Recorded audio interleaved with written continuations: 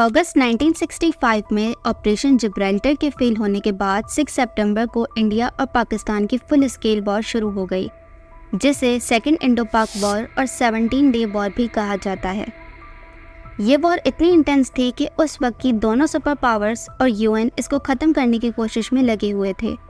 22 सितंबर को UN security council resolution 211 को adopt करके दोनों ममालिक से सीज़ फायर की डिमांड करती है।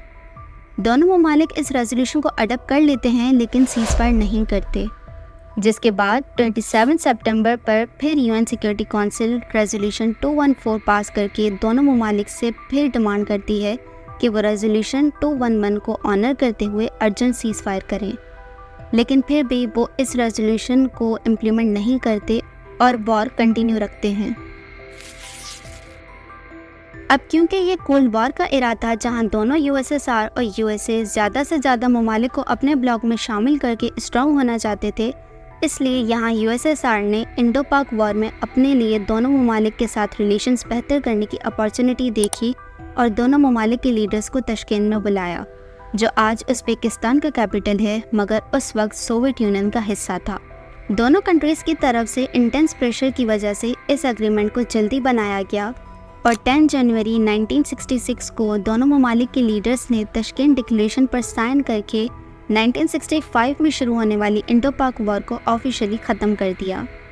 उस दौर में यूएसएसआर की इस विक्ट्री की अहमियत वैसी ही थी जैसे 2023 में चाइना, सऊदी अरबिया और ईरान के दरमियान पीस डील कायम करने में कामयाब हो गया। इस ताशकेंत डिक्लेरेशन के 3 मेन पॉइंट्स थे। दोनों ममालिक सीज़ फायर अनाउंस करके अपनी ट्रूप्स को उसी पोजीशन पर लाएंगे जो कि 5 अगस्त 1965 से पहले थी। दोनों ममालिक रिलेशंस को नॉर्मलाइज करेंगे और एक दूसरे के मामले में इंटरफेयर नहीं करेंगे। लेकिन ये ताशकेंत डिक्लेरेशन 2 मेन पॉइंट्स की वजह से आज तक क्रिटिसाइज भी होती है। पहली वजह इस डिक्लेरेशन की वर्डिंग जो बहुत ही ज़्यादा वैग थी और इसीलिए इसे एक क्लियर पीसफुल एग्रीमेंट कंसीडर नहीं किया जाता, और दूसरी वजह ये कि इस डिक्लेरेशन में कहीं भी कश्मीर इशू को डिस्कस नहीं किया गया था, जो कि वॉर स्टार्ट होने की एक अहम वजह थी। हेजिटेशन के बावजूद दोनों ममालिक के लीडर्स ने इस डिक्लेरेशन पर साइन तो कर दिए, लेकिन इंडिया को इसका नुकसान पाकिस्तान से ज़्यादा हुआ। 10 जनवरी 1966 को शाम 4 बजे ये एग्रीमेंट साइन हुआ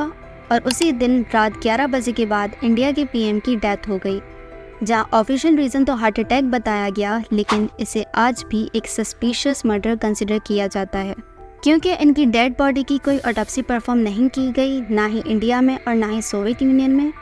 इंडियन गवर्नमेंट ने सोवियत यूनियन को इस केस की इन्वेस्टिगेशन करने से भी मना कर दिया। जब उनकी बॉडी को इंडिया में लाया गया तो उनकी बॉडी पर जगह जगह ब्लू स्पॉट्स थे और इंडियन गवर्नमेंट ने इस केस की डिटेल्स पब्लिक करने से भी मना कर दिया, जिसकी वजह उन्होंने नेशनल सिक्योरिटी बताई। इस सब के बाद इस एग्रीमेंट को दोनों ममालिक ने एक्सेप्ट तो कर लिया, लेकिन इस एग्रीमेंट में कुछ भी क्लियर ना होने की वजह से इसकी इम्प्लीमेंटेशन बहुत मुश्किल हो गई